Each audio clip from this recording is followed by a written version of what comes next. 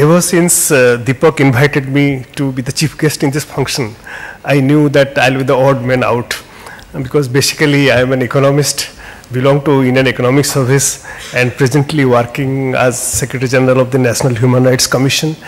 And here the subject is virtually IT and then cyber security. But nevertheless, I thought let me put forth some kind of thought so that I can link one with the other. So I think you'll have to bear with me with some different strand of thought, quite away from what is going to be discussed by experts. Nevertheless, I hope it is of some use, particularly in the long-term interest of us, the society, and the sector. Mr. Deepak Kumar Sahu, publisher and editor-in-chief, Kalinga Digital Media Private Limited, the distinguished audience, ladies and gentlemen, at the outset, let me congratulate VAR India, the Frontline IT magazine, for organizing the Infotech Forum 2013 on the topic Best Practices for Innovative Business, Opportunity in Government Business, as well as a panel discussion on the future of IT security, how to protect your data. The presence of a galaxy of experts and intellectuals in this hall bears testimony to the importance of the subject and interest displayed by the august audience. I therefore would like to thank the organizers for their invitation to me and consider it a rare privilege for being given the opportunity of inaugurating the VAR India IT Forum 2013. Thank you very much. I understand in the domain of IT literacy and knowledge, VAR India is rendering immense service and over the years going from strength to strength.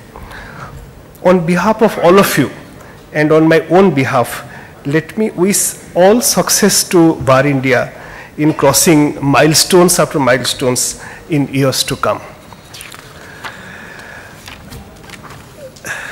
As all of you know, the focus of this year's event is on best practices for innovative business. As I am basically an economist, the very theme resonates in my ears, the name of an economist called Professor Schumpeter, who long back focused on two terms, namely innovation and entrepreneurship. According to him, the way to overcome stagnation is to innovate, and the person who applies innovative technical and business practices is an entrepreneur. The entrepreneur in a sense is a leader who breaks away from established production system by believing in and adhering to innovative practices, thereby being able to provide a niche for himself by creating new products, new markets, and offering new services to customers till others follow suit, after which he further breaks away. This was pointed out by an earlier speaker, but I am putting it in some sort of a straight-jacketed form. Nowhere the Schumpeterian concept of innovation and entrepreneurship is more evident than in the IT sector, where technological obsolescence and creativity are moving hand in hand almost on daily basis, and the humankind is the ultimate beneficiary. How IT sector has say benefited us, the best example of course is the mobile technology, something which first came to the highest echelon of the society and straightway jumped to the lowest stratum. It is absolutely amazing. I believe that VAR India and the forum in which we are participating today have a great responsibility in generating awareness about it, though what awareness causes, our previous speaker has told in such an amusing way. I am now afraid of the word awareness. While technical experts present here will be elaborating more on the subject, let me speak a few words related to it from the viewpoint of the organization to which I belong, that is the National Human Rights Commission. The principal objective of NHRC is to protect and promote the inalienable rights of the people of India and create a human rights culture. We are a statutory body under the Protection of Human Rights Act 1993. Now, under the Act, human rights mean the rights relating to life, liberty, equality, and dignity of the individual guaranteed by the Constitution or embodied in the international covenants and enforceable by courts in India. Now, we have started making a very, very broader interpretation of the term.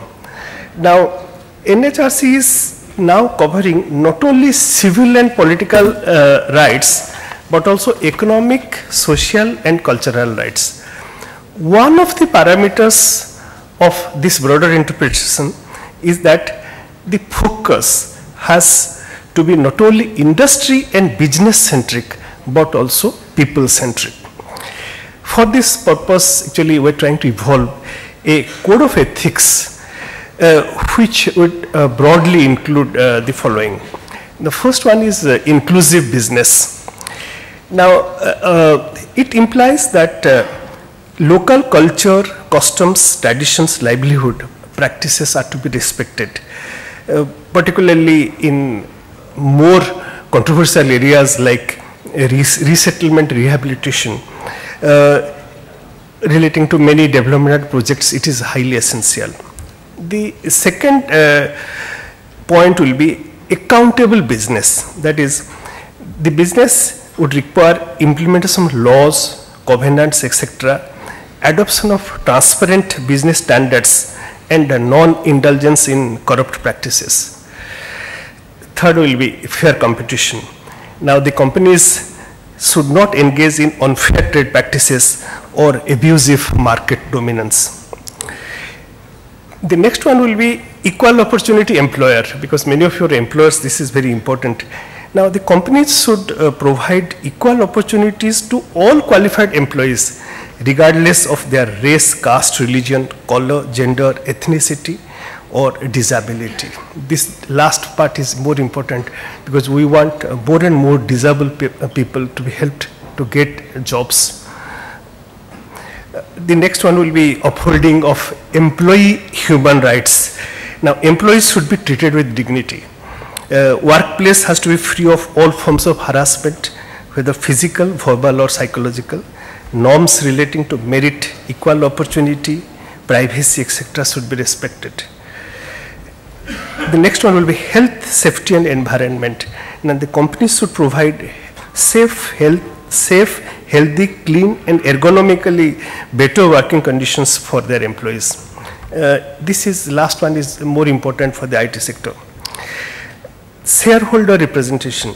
The companies should create provisions to ensure representation of all stakeholders at appropriate fora. So no neglect of any of the stakeholders, kind of thing.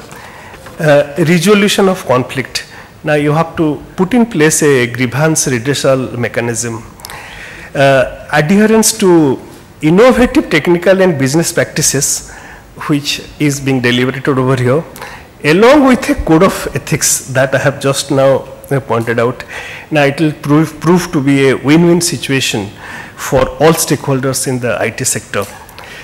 So I urge upon you that apart from all the technical aspects, please give a thought to how make your companies or your workplace more congenial for workers to